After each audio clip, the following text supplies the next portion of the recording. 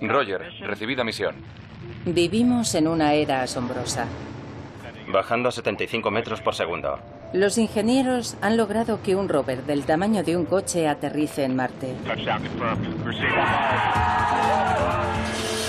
Hay físicos que investigan la esencia de la materia. Y nos comunicamos gracias a una vasta red inalámbrica global. Pero detrás de todos estos avances modernos hay algo misterioso y muy poderoso. Lo llaman el lenguaje del universo. Y quizás se trate del mayor logro de la civilización: las matemáticas. Pero, ¿de dónde salen? ¿Y por qué en la ciencia funcionan tan bien?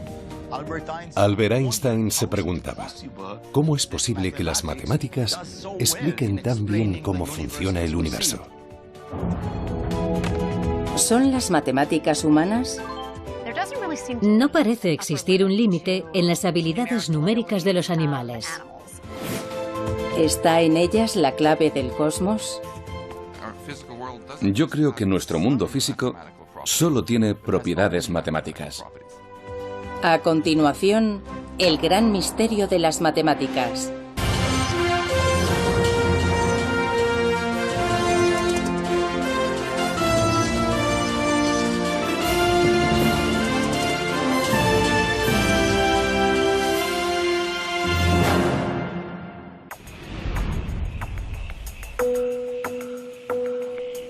Los seres humanos han buscado siempre patrones en la naturaleza. Hace miles de años contemplaron las estrellas y descubrieron algo que llamaron constelaciones. Incluso creían que éstas controlaban nuestro destino. Observaron cómo el día daba paso a la noche y la noche al día, y cómo se sucedían las estaciones. A ese patrón lo llamamos tiempo. Vemos patrones simétricos en el cuerpo humano y en las rayas del tigre, y los incorporamos en lo que creamos, desde el arte hasta nuestras ciudades. Pero, ¿qué nos dice eso a nosotros? ¿Por qué la forma espiral de la concha del Nautilus es tan similar a una galaxia o a la espiral que vemos cuando cortamos una col? Cuando los científicos quieren comprender los patrones de nuestro mundo, a menudo recurren a una poderosa herramienta: las matemáticas.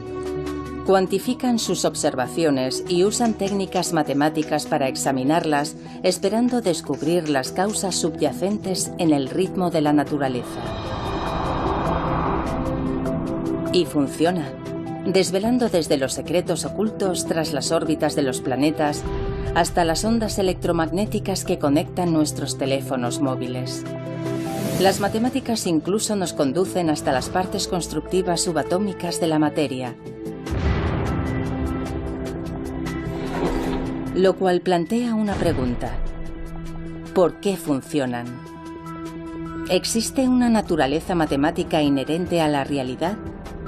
¿O están en nuestra cabeza?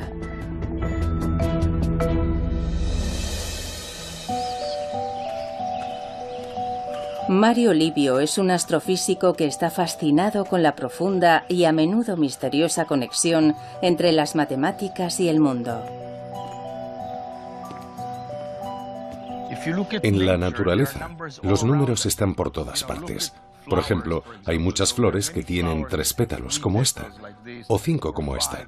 Otras tienen 34 o 55, y esos números aparecen con frecuencia. Puede que parezcan números aleatorios, pero todos forman parte de lo que se conoce como la sucesión de Fibonacci, una serie numérica desarrollada por un matemático del siglo XIII. Comienzas con los números 1 y 1, y a partir de ahí sumas los dos últimos números. 1 más 1 es 2. 1 más 2 es 3.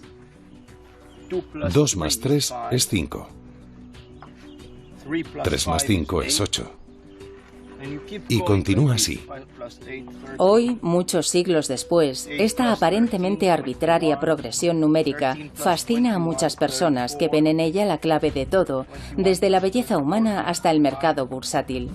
Aunque muchas de esas afirmaciones no se han demostrado, resulta curioso cómo la evolución parece favorecer a esos números. Lo cierto es que esta secuencia aparece con frecuencia en la naturaleza.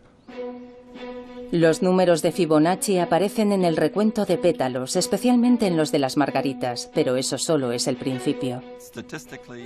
Estadísticamente, los números de Fibonacci aparecen mucho en botánica.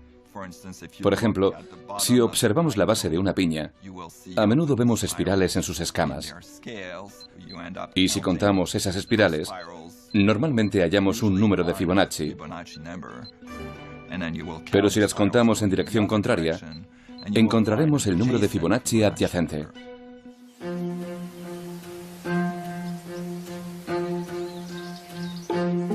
Hay dos grupos de espirales, y si contamos las espirales en cada dirección, ambas son números de Fibonacci. Aunque hay algunas teorías que explican la conexión botánica de Fibonacci, aún se siguen planteando preguntas fascinantes. ¿Saben matemáticas las plantas? La respuesta a esa pregunta es no. No necesitan saber matemáticas. En una forma muy simple y geométrica, las plantas, en muchos casos, disponen de una pequeña máquina que crea la secuencia de Fibonacci. Las misteriosas conexiones entre el mundo físico y las matemáticas son muy profundas. Todos conocemos el número pi, la relación entre la longitud de una circunferencia y su diámetro, y sabemos que sus dígitos decimales continúan hasta el infinito sin seguir un patrón repetitivo. Recientemente, en el año 2013, se calcularon 12,1 billones de dígitos, pero de alguna forma, pi es mucho más que eso. Pi aparece en un sinfín de fenómenos que no tienen aparentemente, al menos, nada que ver con circunferencias ni nada parecido. Sobre todo aparece bastante en la teoría de la probabilidad. Supongamos que cojo esta aguja. La longitud de la aguja es igual a la distancia entre las líneas que hay en esta hoja de papel. Y supongamos que dejo caer la aguja sobre el papel. A veces, cuando la aguja cae, atraviesa una línea. Otras veces cae sobre una línea. Resulta que la probabilidad de que la aguja atraviese una línea es exactamente de 2 entre pi, o aproximadamente de un 64%. Bien, eso significa que, en principio, yo podría dejar caer esta aguja millones de veces. Podría contar las veces que atraviesa la línea y las que no. Y en realidad estaría calculando el número pi. Aunque aquí no hay círculos, ni el diámetro de un círculo, ni nada parecido. Es asombroso.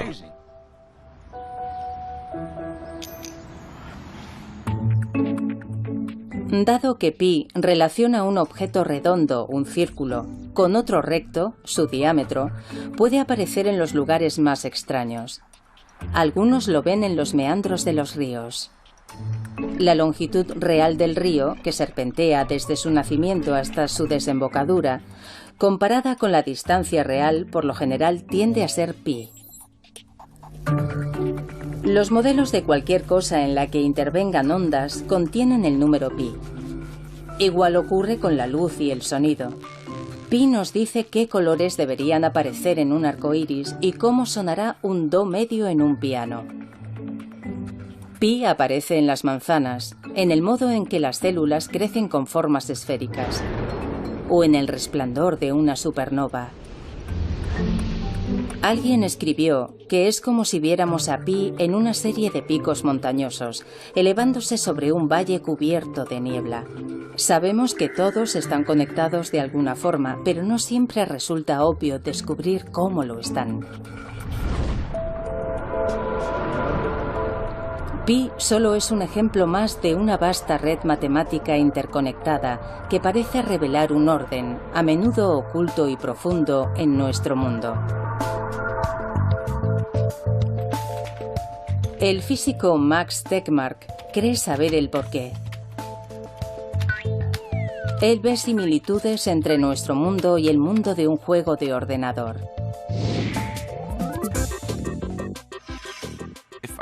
Si yo fuera un personaje de un videojuego tan avanzado, en el cual yo tuviera conciencia, y empezara a explorar el mundo de ese videojuego, me sentiría como si viviera en un mundo real, hecho de materia física.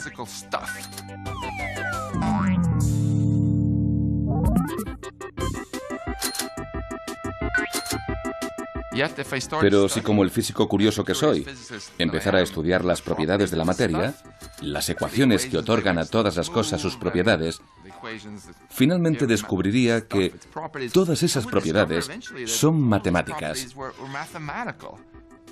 Son las propiedades matemáticas que el programador habría introducido en el software del videojuego. Las leyes de la física en un juego, por ejemplo, cómo un objeto flota, rebota o choca, solo son reglas matemáticas creadas por un programador. Básicamente, los números y las ecuaciones dan forma a todo el universo de un videojuego. Como físico, eso es exactamente lo que yo percibo también en el mundo real. Cuando miro cualquier cosa, como mi brazo o mi mano, veo matemáticas. ¿Es posible que nuestro mundo sea igual de matemático que el de los juegos de ordenador?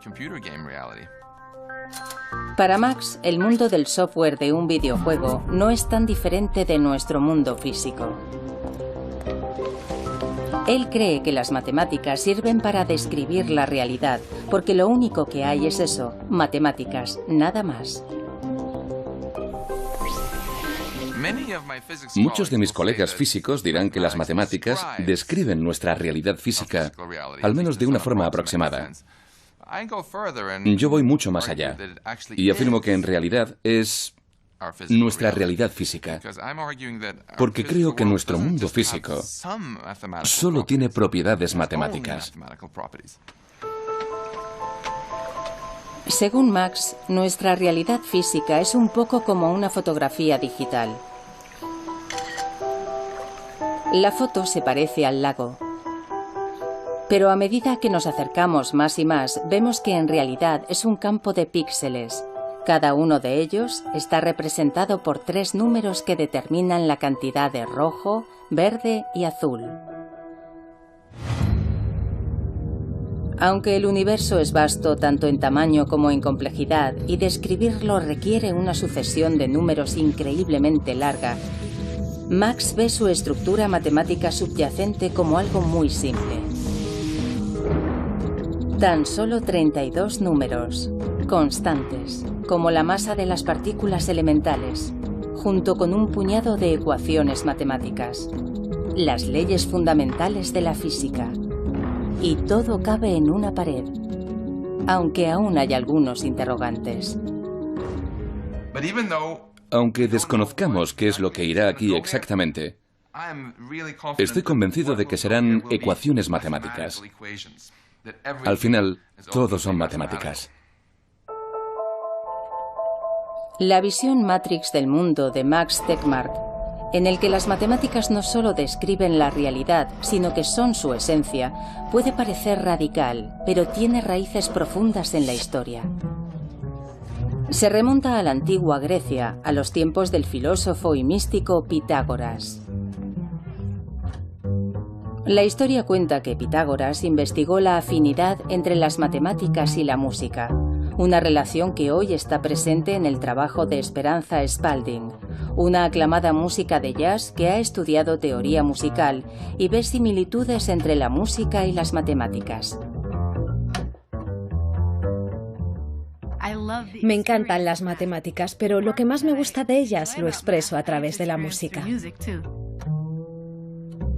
Al principio estudias muchas ecuaciones, pero necesitas tener una relación muy visceral con el resultado de esas ecuaciones, que es el sonido, la armonía, la disonancia y todo eso. Soy mejor música que matemática, pero me encantan las matemáticas. Las dos son igual de exigentes. Tienes que estudiar. Sí, como una loca. Los antiguos griegos encontraron 3 relaciones entre notas especialmente agradables. Ahora las llamamos octava, quinta y cuarta. La octava es fácil porque son las primeras dos notas de Somewhere Over the Rainbow. Es una octava. La quinta suena así, o como las primeras notas de Brilla, brilla, estrellita. Y la cuarta así, como por ejemplo en las dos primeras notas de Here Comes the Bride. Se dice que en el siglo VI a.C., el filósofo griego Pitágoras descubrió que esas relaciones musicales eran también relaciones matemáticas, que medían la longitud de las cuerdas vibrantes. En una octava, la longitud de la cuerda crea una relación de 2:1. En una quinta, la relación es de 3:2. Y en una cuarta, de 4:3. Encontrar un patrón común a través del sonido sería algo así como, bueno, si esto existe en el sonido y sucede en todos los sonidos, esta relación podría existir universalmente en todas partes, ¿no? Los pitagóricos amaban los números. El hecho de que relaciones simples produjeran sonidos armoniosos era la prueba de que existía un orden oculto en el mundo natural, y este orden estaba hecho con números. Hoy en día los matemáticos y los científicos siguen explorando en esa dirección.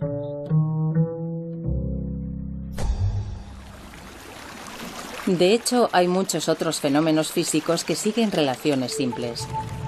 Desde la proporción de 2:1 de los átomos de hidrógeno y de los átomos de oxígeno en el agua, hasta el número de veces que la Luna gira alrededor de la Tierra comparado con su propia rotación, 1:1, o cómo Mercurio gira sobre sí mismo 3 veces mientras orbita 2 veces alrededor del Sol, una relación de 3:2.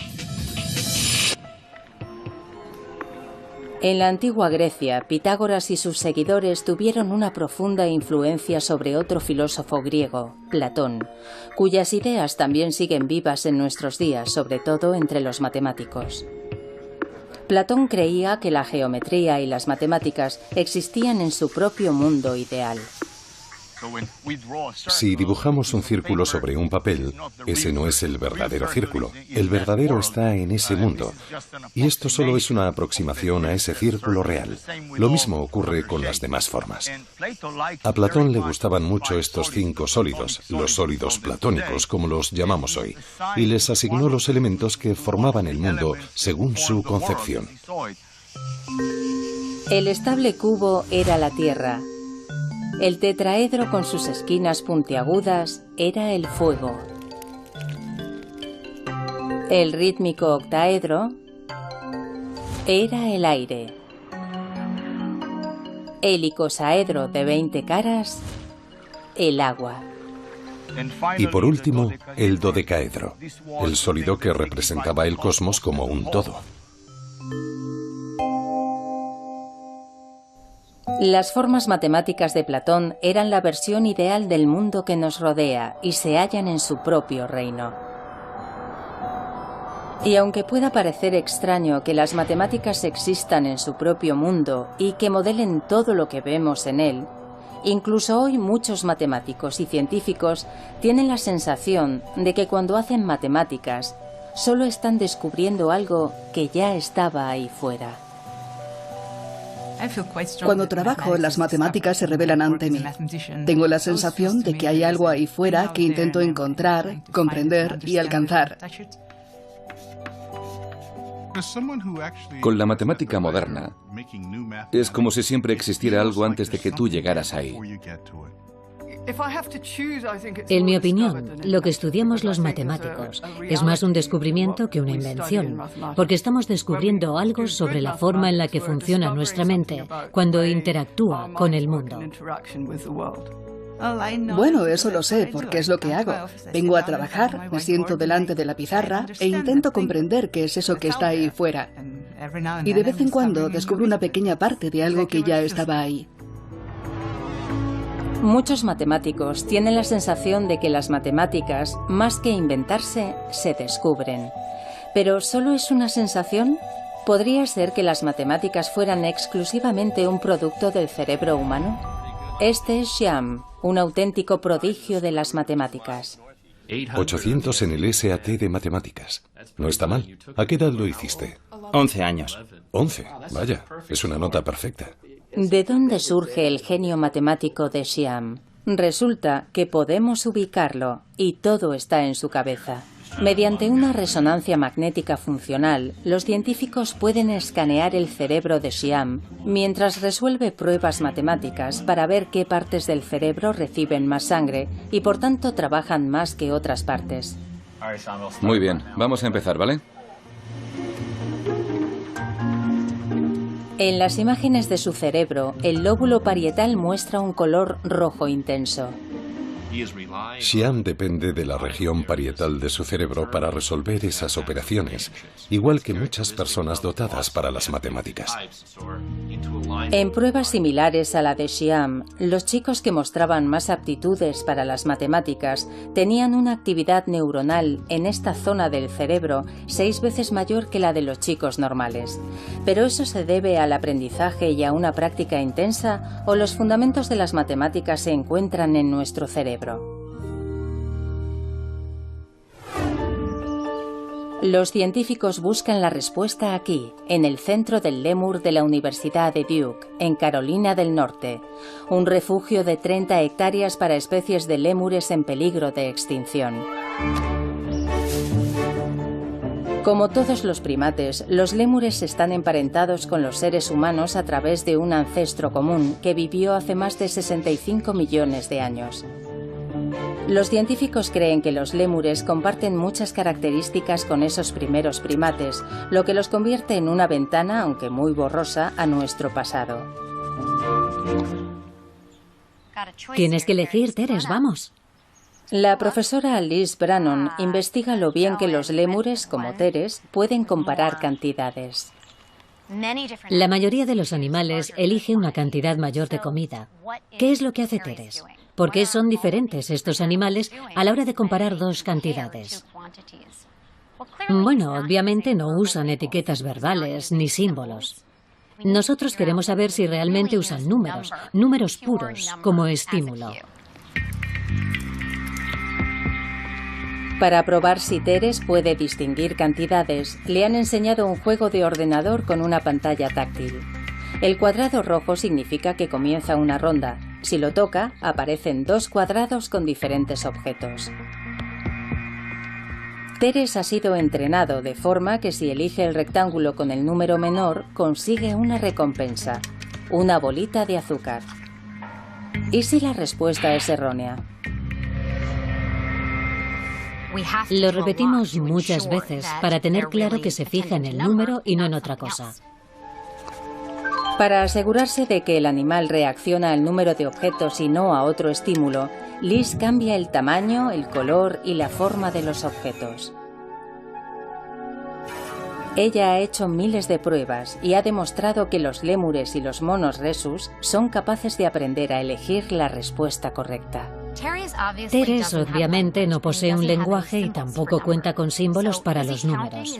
Entonces, ¿está contando hace lo mismo que un niño cuando recita los números 1, 2, 3? No. Y aún así, parece responder a la esencia abstracta de lo que es un número. Los lémures y los monos rhesus no son los únicos. Las ratas, las palomas, los peces, los mapaches, los insectos, los caballos y los elefantes también demuestran ser sensibles a la cantidad, igual que los bebés humanos. En su laboratorio del campus de Duke, Liz ha trabajado con bebés de 6 meses. Todos miraban más tiempo a la pantalla con un número cambiante de objetos, siempre que el cambio fuera lo bastante evidente como para captar su atención. Liz también ha puesto a prueba a alumnos universitarios. Les pedía que no contaran, solo debían comparar cantidades y responder lo más rápido posible en la pantalla táctil. ¿El resultado? casi el mismo que el de los lémures y los monos rhesus. De hecho, algunos humanos no son tan buenos como nuestros monos, y otros son mucho mejores. La respuesta humana es muy variable, pero por lo general es muy similar a la de un mono.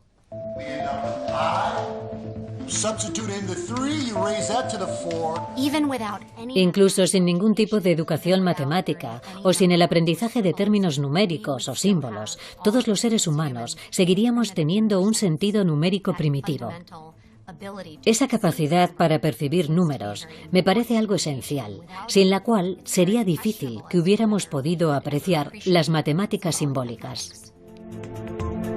Quizás las piezas constructivas de las matemáticas podrían estar preprogramadas en nuestro cerebro como parte de un conjunto de herramientas básicas para sobrevivir, como nuestra capacidad para reconocer patrones y formas o nuestro sentido del tiempo. Sobre ese fundamento hemos creado una de las mayores invenciones de la cultura humana, las matemáticas. Pero el misterio sigue ahí. Si todo está en nuestra mente, ¿por qué las matemáticas han sido tan efectivas? A través de la ciencia, la tecnología y la ingeniería, han transformado el planeta y nos han permitido llegar incluso mucho más allá. Este es el laboratorio de reactores de propulsión de la NASA en Pasadena, California. Roger, recibida misión. Iniciando entrada. En 2012 lograron que un rover del tamaño de un coche aterrizara en Marte. Descendiendo a 75 metros por segundo. Aterrizaje confirmado.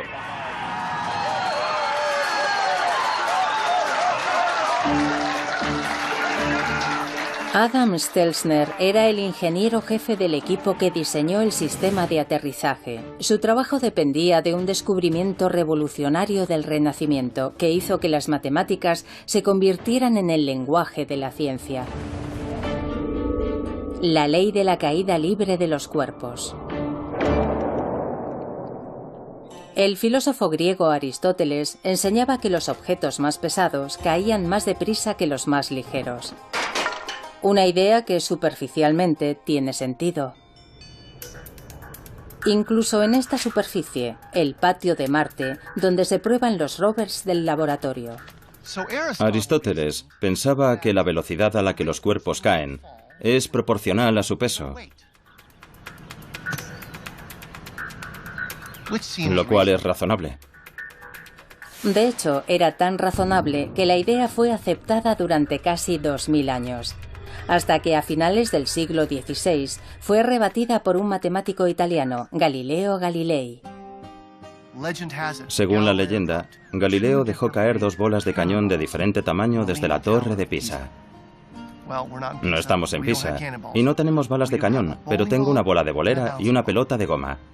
Vamos a pesarlas. Primero, pesamos la bola de bolera. Pesa casi 7 kilos. Y la pelota no pesa casi nada. Voy a lanzarlas. Según Aristóteles, la bola de bolera debería caer 15 veces más rápido que la pelota. Bueno, parece que caen a la misma velocidad. Pero esto no es lo bastante alto. Las tiraré desde más arriba.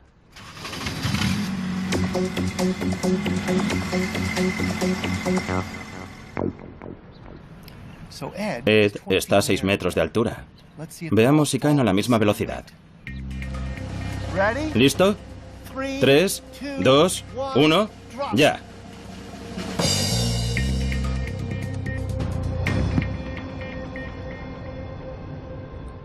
Galileo estaba en lo cierto. Aristóteles pierde. Dejar caer plumas y martillos es engañoso debido a la resistencia del aire.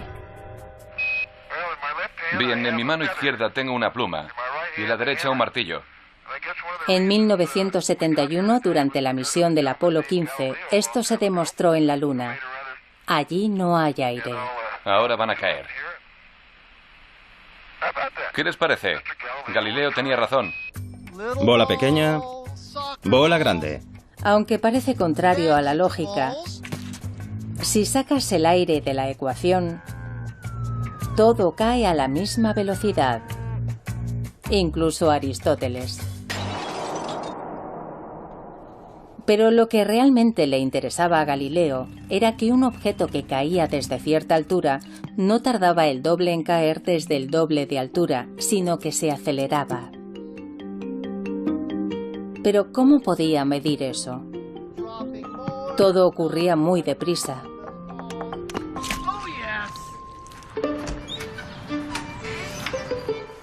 A Galileo se le ocurrió una solución muy ingeniosa. Construyó una rampa, un plano inclinado, para reducir el movimiento de caída y poder medirlo. Vamos a usar esta rampa para encontrar la relación entre la distancia y el tiempo. Para el tiempo usaré una unidad arbitraria, un Galileo. Un Galileo.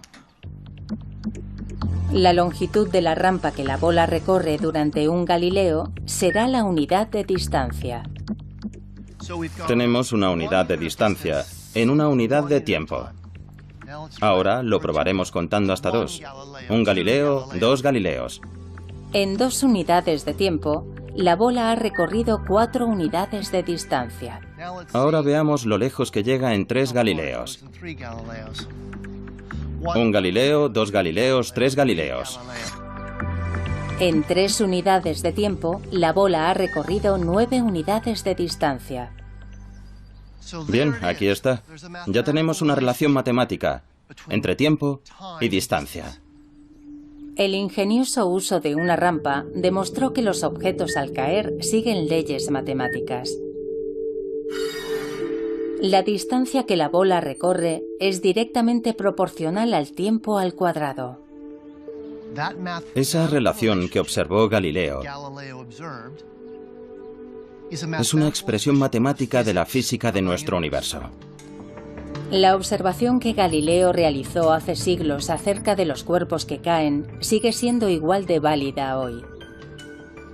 Es la misma expresión matemática que podemos usar para entender cómo caen las cosas aquí en la Tierra, rodando por una rampa, o incluso para aterrizar el rover Curiosity en la superficie de Marte.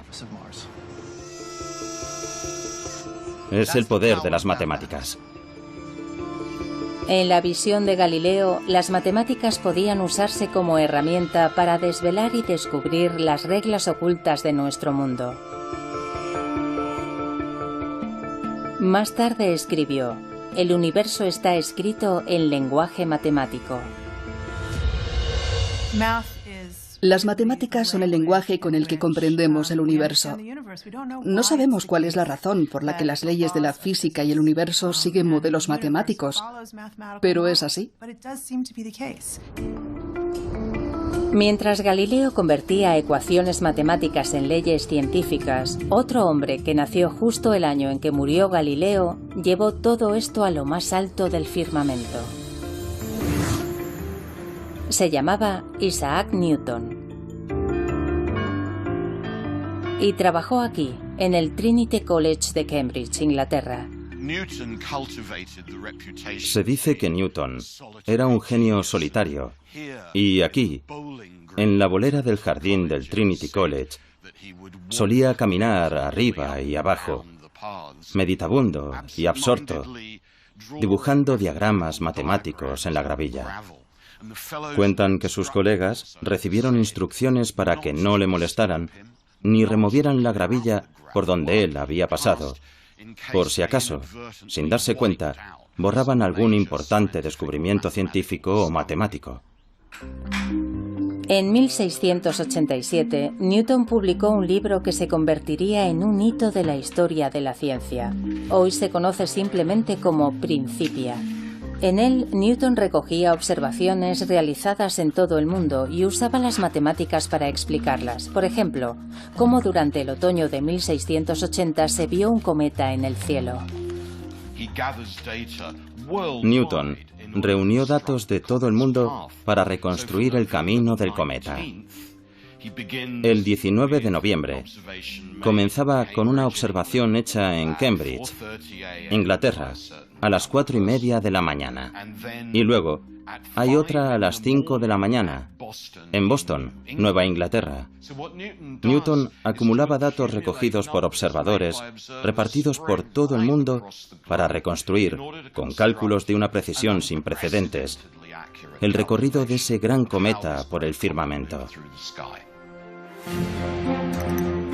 La idea revolucionaria de Newton fue que la fuerza que hacía que el cometa girara a toda velocidad alrededor del Sol era la misma fuerza que hacía que las balas de cañón volvieran a caer en la Tierra.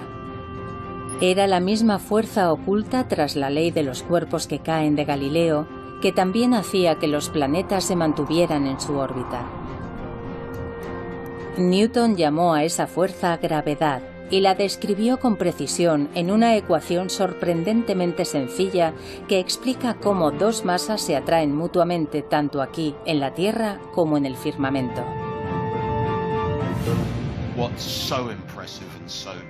Lo más impresionante y espectacular es que una sola ley matemática te permita moverte por todo el universo.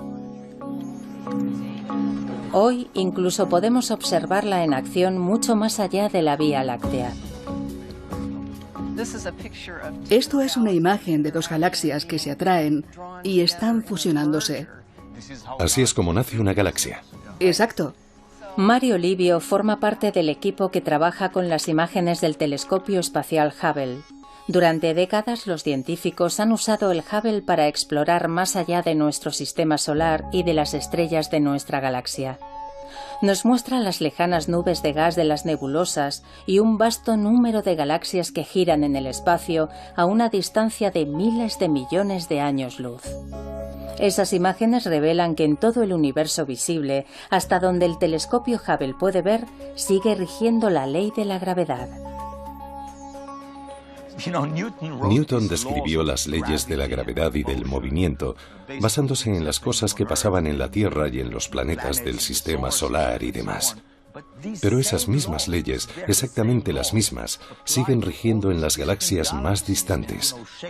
Y todo en ellas, cómo se forman y cómo se mueven, está controlado por esas mismas leyes matemáticas. Algunas de las mentes más brillantes del mundo han descubierto con asombro cómo las matemáticas impregnan el universo. Albert Einstein se lo preguntaba. Decía, ¿cómo es posible que las matemáticas, que él pensaba que eran un producto del pensamiento humano, expliquen tan bien el universo tal y como lo vemos? Y el premio Nobel de Física Eugene Wigner acuñó esta frase: la irrazonable efectividad de las matemáticas. Wigner decía que el hecho de que las matemáticas puedan describir también el universo, en especial las leyes físicas, es un don que no comprendemos ni merecemos. En la física abundan los ejemplos de esta irrazonable efectividad. Hace casi 200 años, cuando se observó que el planeta Urano se desviaba de su órbita, los científicos confiaron en las matemáticas y calcularon que estaba siendo atraído por otro planeta que nunca se había visto. Y así fue como descubrieron Neptuno. Gracias a las matemáticas se predijo la existencia de un planeta desconocido hasta entonces. Si formulas una pregunta correctamente, las matemáticas te dan la respuesta. Es como tener un sirviente que es mucho más capaz que tú. Si le dices, hazlo, y se lo dices bien, entonces lo hará. Te llevará por el camino de la verdad, hasta hallar la respuesta final. Las evidencias del asombroso poder predictivo de las matemáticas se encuentran por todas partes a nuestro alrededor. La televisión, la radio, su teléfono móvil, los satélites, el monitor del bebé, el wifi, el mando de la puerta del garaje, un GPS. Y sí, puede que incluso el mando a distancia de la televisión. Todas esas cosas usan ondas invisibles de energía para comunicarse. Y nadie sabía que existían hasta conocer el trabajo de James Maxwell, un físico y matemático escocés.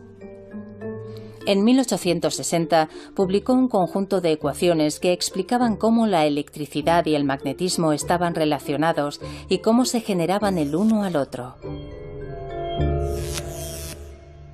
Sus ecuaciones también hacían esta sorprendente predicción.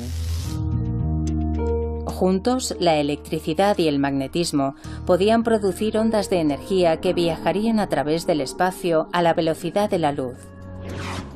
Las ondas electromagnéticas. La teoría de Maxwell nos dio las ondas de radio, los rayos X, cosas que nadie conocía. De modo que el alcance de su teoría resultó ser extraordinario. Casi inmediatamente empezaron a buscar las ondas que las ecuaciones de Maxwell habían predicho. El intento que parecía menos prometedor de todos para controlarlas se realizó aquí, en el desván de una casa al norte de Italia. Lo hizo un joven de 20 años, Guillermo Marconi. Su experimento comenzó con una serie de chispas. La explosión de electricidad crea un campo magnético momentáneo que crea otro campo eléctrico momentáneo y que a su vez forma otro campo magnético. La energía salta entre los dos propagando una onda electromagnética.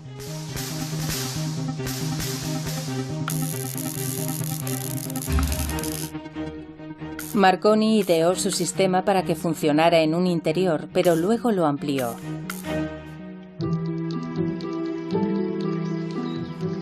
En pocas semanas construyó una gran antena detrás de su casa para amplificar las ondas procedentes de su generador de chispas.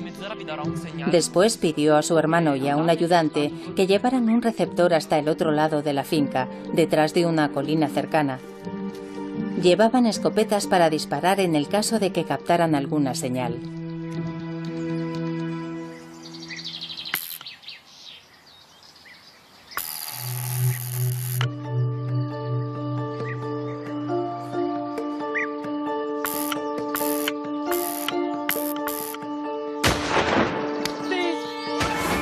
Y funcionó.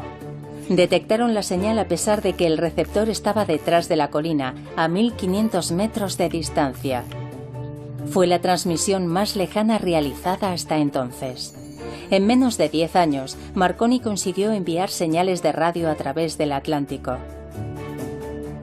De hecho, cuando el Titanic se hundió en 1912, se le atribuyó el mérito de haber salvado muchas vidas, porque sus equipos a bordo del barco permitieron transmitir la señal de socorro.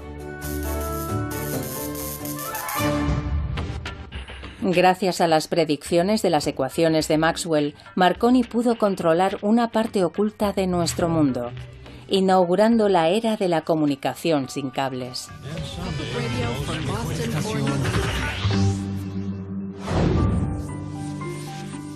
Desde Maxwell y Marconi, las evidencias de la capacidad predictiva de las matemáticas no han hecho más que aumentar, especialmente en el mundo de la física.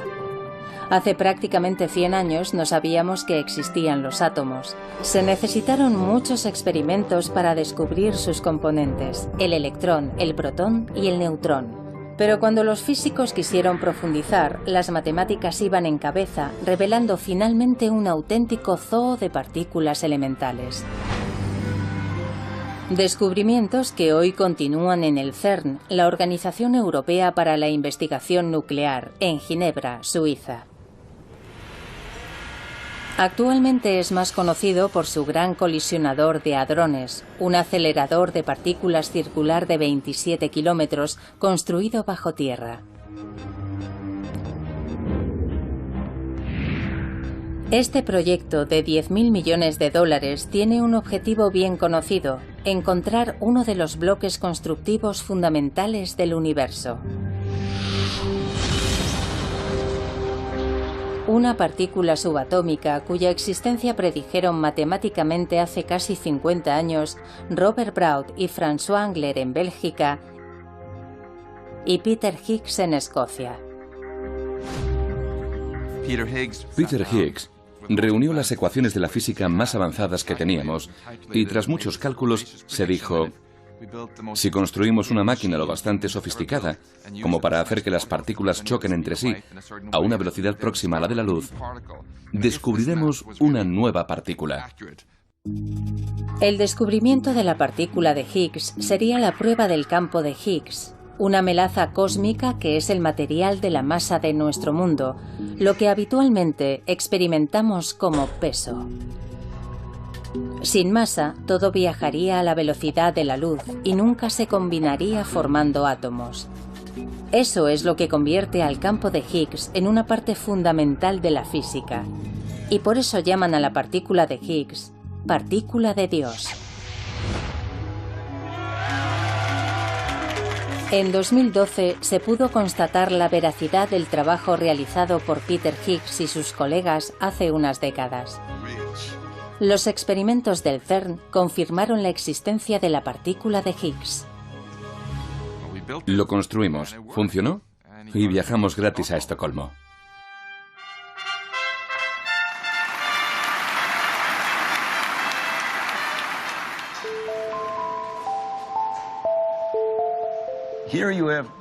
Eran teorías matemáticas que hacían predicciones muy exactas sobre la posible existencia de algunas partículas fundamentales en la naturaleza.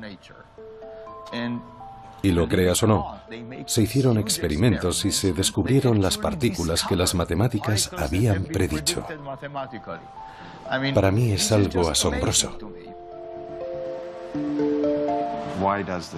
¿Por qué funciona y por qué son las matemáticas tan poderosas? ¿Son una verdad de la naturaleza o tienen algo que ver con la forma en la que nosotros, los seres humanos, percibimos la naturaleza? Para mí es un rompecabezas fascinante. Yo no conozco la respuesta.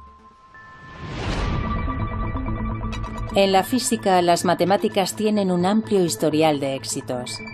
¿Pero son irrazonablemente efectivas? No todo el mundo piensa igual. En mi opinión es una ilusión. Creo que lo que ha pasado es que han optado por construir la física usando las matemáticas que se habían practicado y desarrollado históricamente. Luego lo miran todo y eligen algo que se puede estudiar usando las matemáticas que conocemos. Pero en realidad hay un vasto océano de otras cosas que son realmente inaccesibles para esos métodos. Con el éxito de los modelos matemáticos en la física, es fácil ignorar cuándo no funcionan tan bien, como por ejemplo, en la predicción del tiempo. Hay una razón por la que los meteorólogos predicen el tiempo para la siguiente semana, pero no mucho más allá. En predicciones más a largo plazo, los pequeños errores se convierten en grandes errores. La previsión diaria es demasiado compleja y caótica para obtener modelos precisos, y no es la única. Lo mismo sucede con el agua que hierve en el fuego, con el mercado bursátil, con la interacción de las neuronas en el cerebro, con gran parte de la psicología humana y en muchas partes de la biología. Los sistemas biológicos y los económicos resultan difíciles de estudiar con las matemáticas. Tenemos muchas dificultades para hacerlo. Por eso yo no veo las matemáticas irrazonablemente efectivas, sino razonablemente inefectivas. Quizá nadie sea más consciente del poder y de las limitaciones de las matemáticas que quienes las usan para diseñar y construir cosas, los ingenieros. Mira esas ruedas. En su trabajo, la elegancia de las matemáticas choca con el desorden de la realidad y con la funcionalidad que rige el día a día. Las matemáticas, y quizás los matemáticos, operan en el dominio del absoluto, y los ingenieros viven en el dominio de lo relativo. Fundamentalmente nos interesa lo práctico. Y por eso, con frecuencia hacemos aproximaciones, tomamos atajos. Nosotros ignoramos términos y ecuaciones para hacer cosas que son lo bastante simples para alcanzar nuestros objetivos. Muchos de los grandes logros de la ingeniería fueron construidos usando atajos matemáticos, ecuaciones simplificadas que ofrecían una respuesta aproximada, es decir, sacrificando la precisión por la funcionalidad. Y para los ingenieros, aproximada ya es mucho. Basta para llevarte a Marte. A los ingenieros no nos pagan por hacer las cosas bien, sino por hacer las cosas lo suficientemente bien. Muchos físicos ven una asombrosa precisión en la forma en que las matemáticas revelan los secretos del universo, haciendo que parezca una parte inherente de la naturaleza.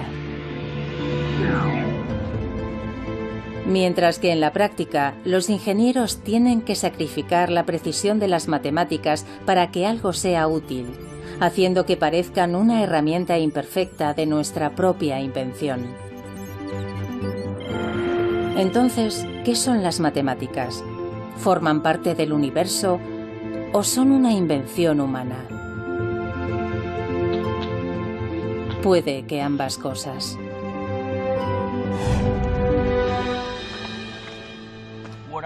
Para mí, las matemáticas son una intrincada combinación de invenciones y descubrimientos. Fijémonos en algo como los números naturales, 1, 2, 3, 4, 5, etc. Yo creo que lo que pasó es que la gente observaba muchas cosas y veían, por ejemplo, que había 2 ojos, 2 pechos, 2 manos y demás. Y tras algún tiempo, de todo eso abstrajeron el número 2. Según Mario, 2 se convirtió en un concepto inventado, como el resto de los números naturales. Pero después la gente descubrió que esos números tenían todo tipo de intrincadas relaciones. Eso eran descubrimientos. Inventamos el concepto y después descubrimos las relaciones entre los diferentes conceptos. Entonces, ¿esa es la respuesta? ¿Son las matemáticas un invento y también un descubrimiento? Es una pregunta con 2 respuestas. Sí, parece que ya estaba ahí. Y sí, es algo que surge de la naturaleza creativa más profunda del ser humano. Puede que tengamos alguna idea sobre cómo funciona todo esto, pero no conocemos todas las respuestas. Al final, sigue siendo el gran misterio de las matemáticas.